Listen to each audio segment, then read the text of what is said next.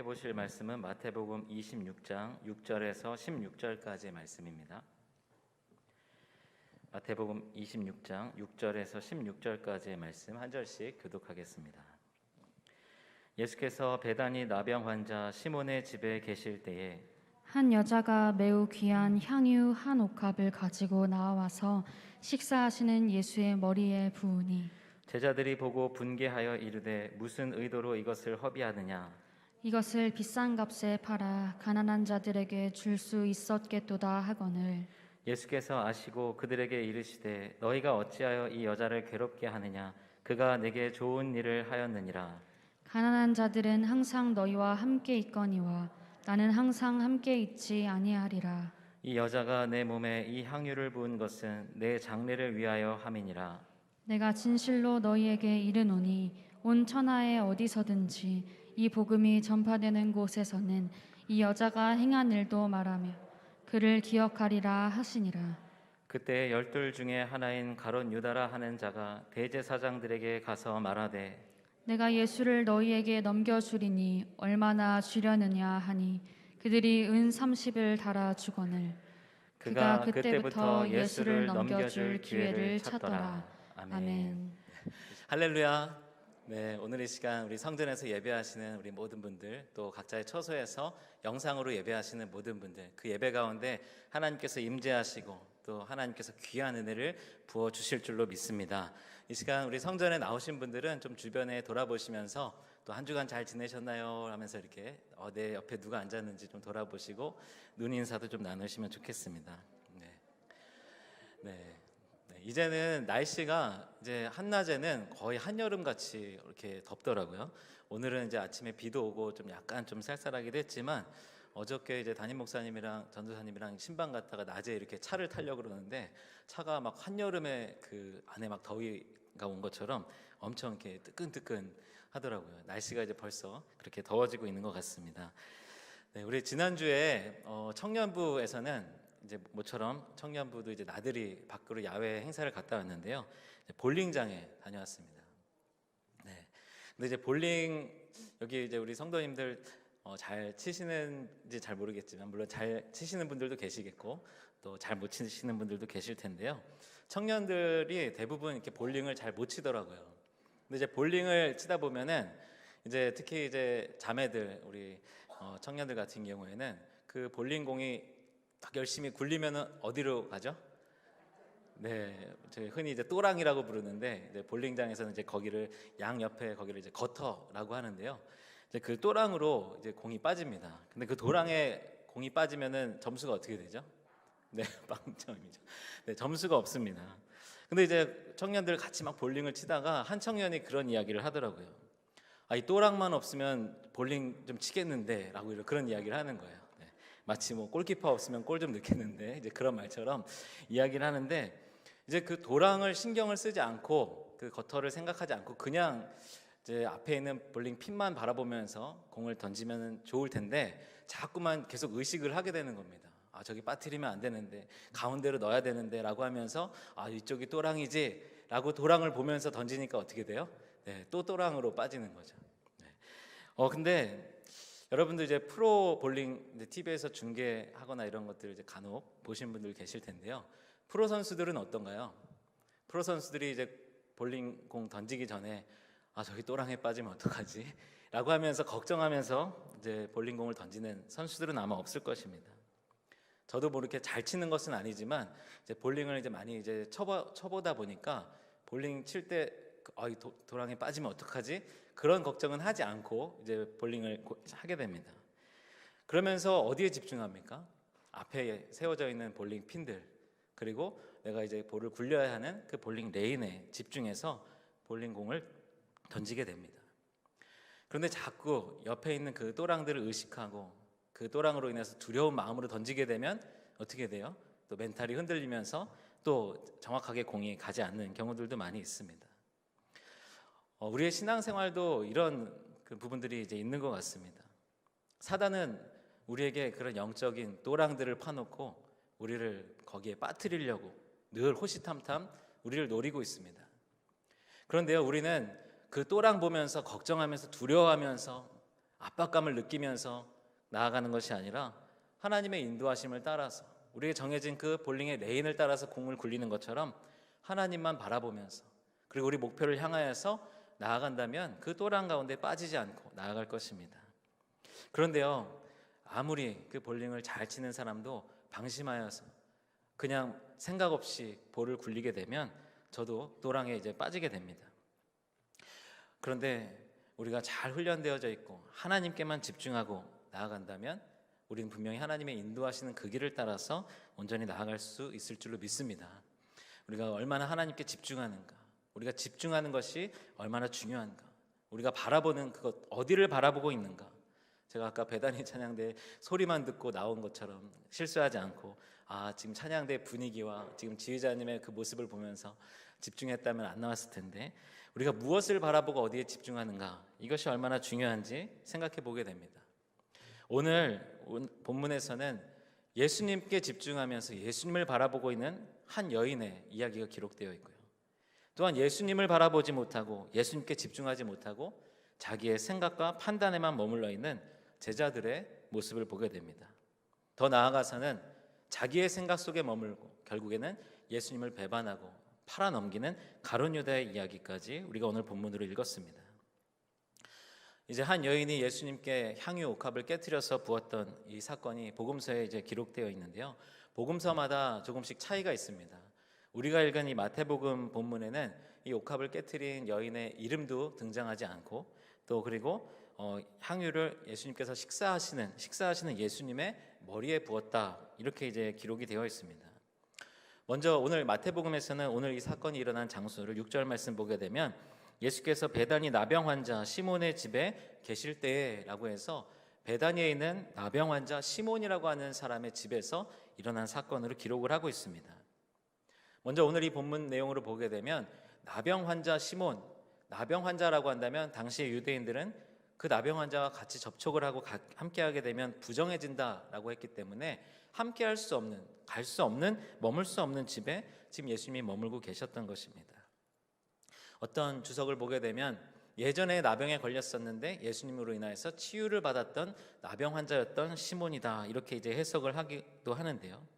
그런데 중요한 것은 예수님과의 만남을 통하여서 실제 지금 이 나병 환자 시몬이 나병에 걸린 상황이라고 할지라도 예수님이 그 집에 머무시고 그 집에 함께할 때에 그 부정함이 정결함을 입고 그 나병이 치유된다는 것을 우리가 기억해야 될 줄로 믿습니다.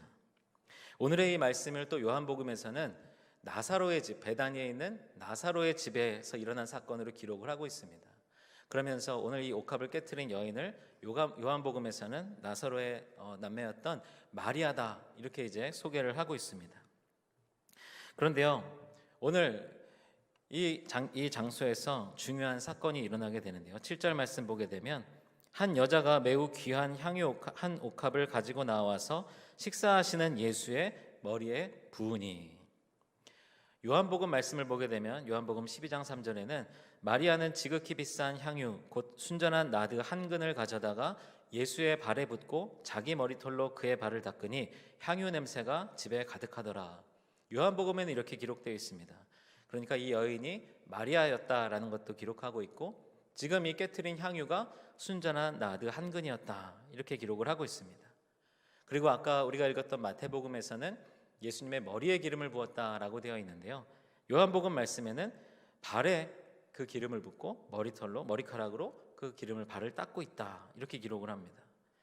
또 오늘 이 같은 내용의 누가복음 본문에서는 7장 38절 말씀에 보게 되면 예수의 뒤로 그 발 곁에 서서 울며 눈물로 그 발을 적시고 자기 머리털로 씻고 그 발에 입 맞추고 향유를 부으니. 누가복음의 본문의 내용을 보게 되면 먼저 이 마리아, 이 여인이 예수님께 다가오면서 예수님을 바라보면서 먼저 울면서 눈물을 흘리며 예수님께 나옵니다. 그리고 그 눈물이 예수님의 발에 떨어지고 그리고 그 눈물을 마리아가 머리카락으로 닦아내고 그리고 나서 향유를 부은 것으로 누가복음 말씀에는 또 그렇게 기록되어 있습니다. 어떤 것이 맞는 것일까? 왜 복음서마다 이렇게 다 다르지? 라고 생각할 수 있지만 어쩌면 각 복음서의 저자들이, 기록한 자들이 목격했던 그 순간과 장면의 차이 때문에 이러한 기록의 차이가 나타난 것이다 라고 생각이 됩니다.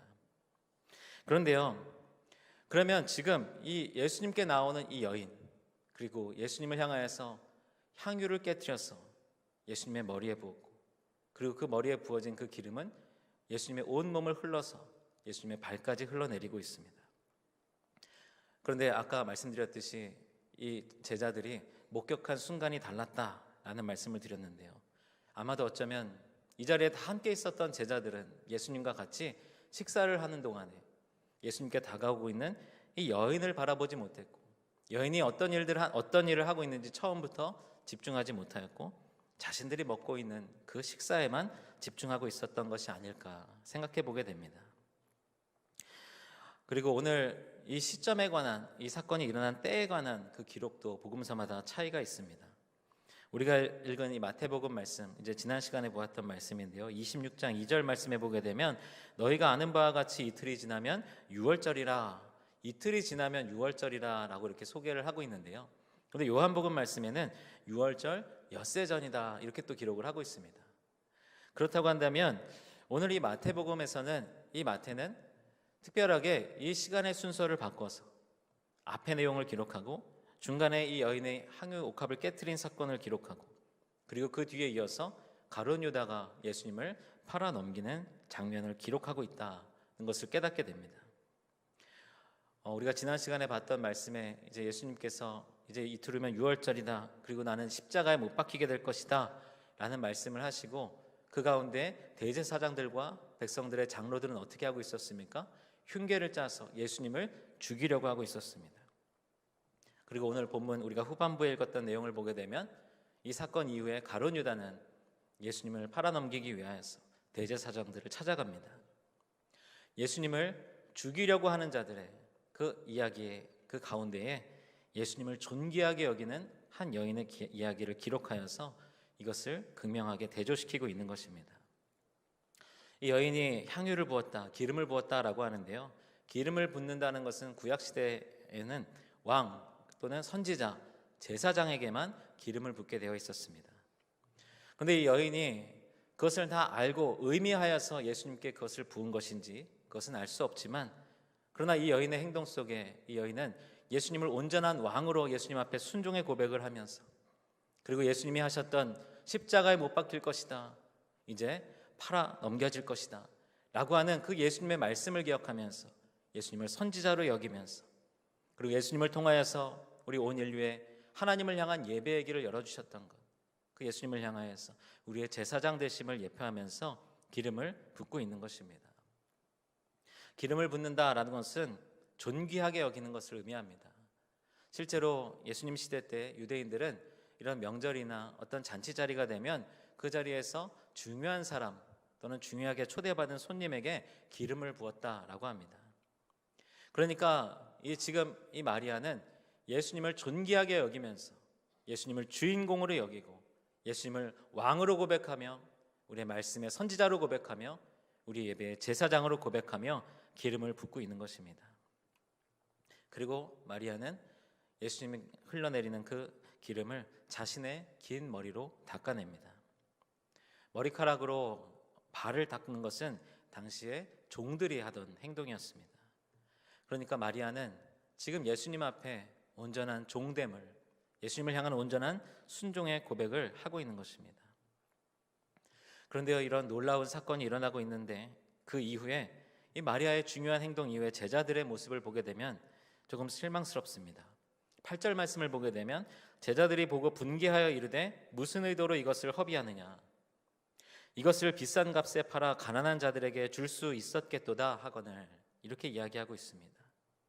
분개하였다라고 기록하고 있습니다. 제자들이 한 목소리로 이 여인을 비난합니다. 향유는 굉장히 비싸고 귀한 것은 맞습니다. 그런데 이것을 지금 깨트려서 예수님께 이렇게 부어버리는 이 행동을 지금 제자들은 허비하고 있다, 낭비하고 있다라고 꾸짖고 있는 것입니다. 아까 요한복음 말씀을 읽어드렸는데요, 그 말씀에는 순전한 나드 한 근이다라고 되어 있습니다. 이것이 나드 향이었고 순전한 나드, 잘 정제된 그런 나드 향이라고 한다면 굉장히 비싼 가치를 지니는 그런 향유였습니다.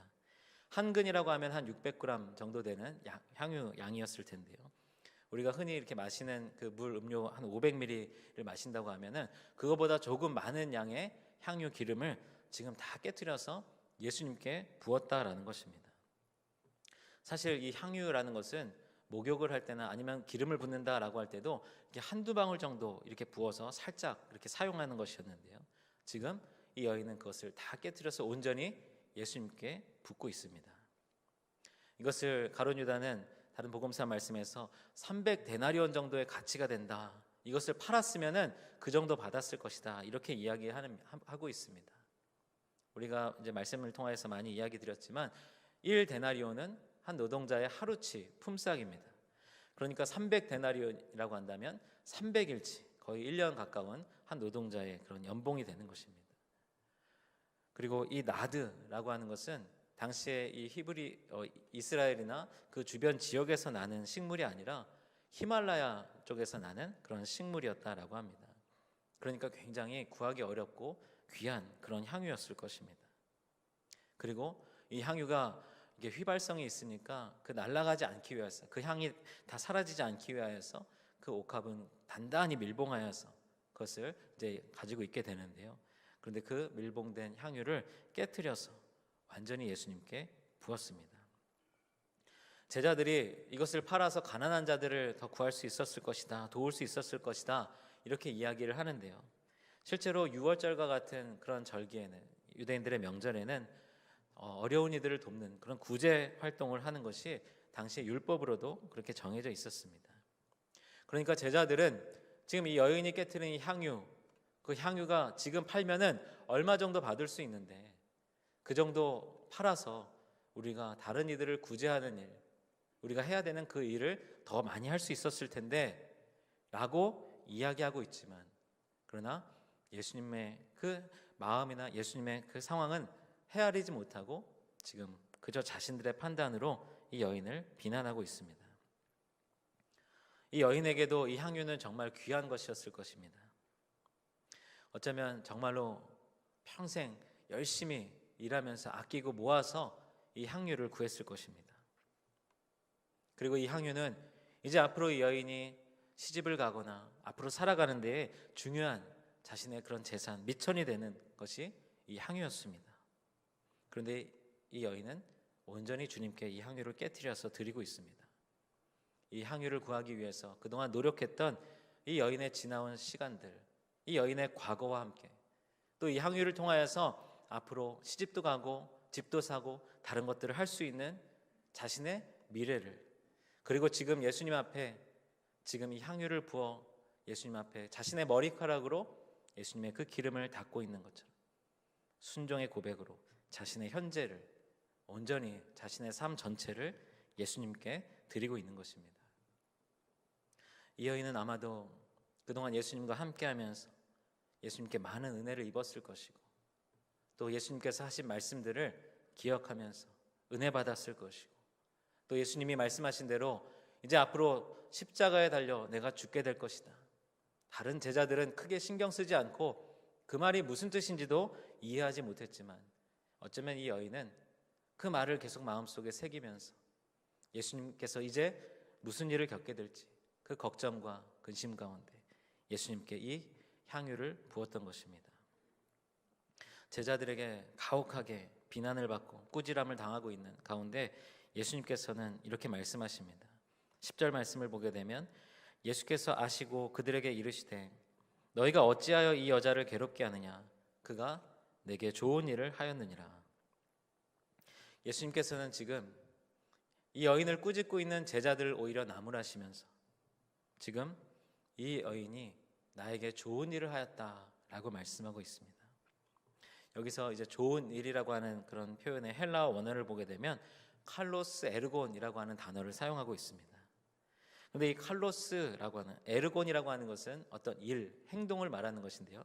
이 칼로스라고 하는 단어는 선하고 아름다운 것, 그것을 의미하는 단어이고 또 마음에 드는 대단히 매력적인 이런 의미를 갖고 있습니다.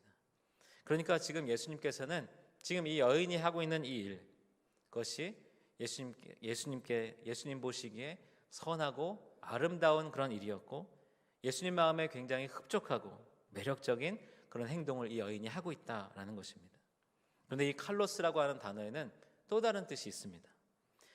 적절하고 적합하다, 유용하다라고 하는 뜻을 가지고 있습니다. 그러니까 예수님께서는 지금 이 여인이 나를 위하여서 가장 적절한, 가장 적합한, 나를 위하여서 정말로 필요한 행동을 하고 있다라고 말씀하시는 것입니다. 제자들은 이것이 지금 낭비다, 부적절하다, 그것을 다른 데 쓰는 것이 더 낫다 라고 이 여인을 핍박했지만, 예수님은 이 여인은 지금 나에게 가장 아름다운, 나에게 가장 필요한, 지금 내가 받아야 될 가장 적절한 행동을 하고 있는 것이다 라고 말씀하시는 것입니다. 오늘의 이 말씀의 그 현장을 한번 상상해 보겠습니다. 예수님께서 식사를 하고 계십니다. 그리고 아마도 제자들이 함께 그 주변에 앉아서 식사를 하고 있었을 것입니다. 그때 이 마리아가, 한 여인이 향유, 이 옥합을 가지고 와서 식사를 하고 계시던 예수님 앞에 깨트리고 그 머리에 붓습니다. 갑자기 자기의 식사에만 집중하던, 서로 이야기하기에 바빴던 제자들이 그때서야 이 여인을 바라보게 됩니다. 이미 온 집안에 이 나드 향이 가득합니다. 그리고 이 제자들은 그 향유를 다 깨트려서 예수님께 부어버리고, 예수님은 머리부터 온몸과 발까지 그 기름이 흠뻑 젖어버린 그 모습 가운데 제자들은 황당해하면서, 그리고 이 여인을 향하여서 지금 이 여인이 낭비하고 있다라고 하면서 이 여인에게 지금 꾸짖는 그런 말들을 하고 있는 것입니다. 자, 그럼 이제 이 장면을 우리가 한번 같이 상상을 했는데요. 근데 이 제자들이 놓치고 있는 것이 있다고 한다면 무엇일까요? 머리에 기름으로 흠뻑 젖고, 그 기름이 옷 속에 다 흘러들어가고, 그 옷이 흠뻑 젖고, 그리고 발까지 흘러내리고, 그리고 예수님의 발 그 앞에서는 꿇어 엎드려서 자신의 머리카락으로 그 기름을 닦아내고 있는 마리아. 제자들은 아마도 그 모습을 보았을 것입니다. 그리고 지금 여인을 향하여서 지금 이게 무슨 짓이냐, 무슨 의도로 이렇게 하고 있느냐, 왜 이런 낭비를 하고 있느냐, 그렇게 이야기하고 있는 것입니다. 그런데 제자들이 만약에 지금 이 상황 가운데서 예수님이 과연 어떤 표정을 짓고 계시지, 예수님은 지금 어떤 마음을 갖고 계실까, 예수님을 바라보는 제자가 있었다고 한다면 아마도 이 여인에게 이렇게 함부로 하지는 않았을 것 같습니다.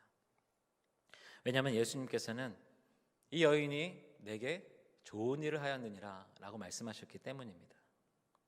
만약에 예수님도 식사하시다가 갑자기 누군가 와서 머리에 기름을 흠뻑 부었을 때, 지금 누가 이런 짓을 하는 거야, 내가 갈아입을 옷도 안 가져왔는데 라고 하는 그런 표정으로 이 여인을 바라보았다고 한다면 그 표정이 어떠셨을까요? 굉장히 화가 나고 찌푸린 그런 표정으로 계셨을 것입니다. 그런데 예수님은 지금 이 여인이 내게 좋은 일을 하였다, 내게 너무나도 흡족한 일을 하고 있다, 내게 너무 사랑스럽고 선한 일을 하고 있다, 나에게 가장 필요한 것을 하고 있다, 그런 상황 가운데 예수님의 표정은 어땠을까요? 잔잔한 미소를 짓고 계시던지, 아니면 어쩌면 환하게 웃으시면서 기뻐하시던지, 아니면 이 여인을 바라보면서 어떻게 이런 귀한 행동을 할 수 있을까, 그 여인을 사랑스러운 눈빛으로 바라보시던지, 아마도 예수님의 표정은 그런 표정이었을 것입니다. 화가 나고 당황해하고 찌푸리고 그런 표정이 아니라 흡족한 표정이셨을 것입니다.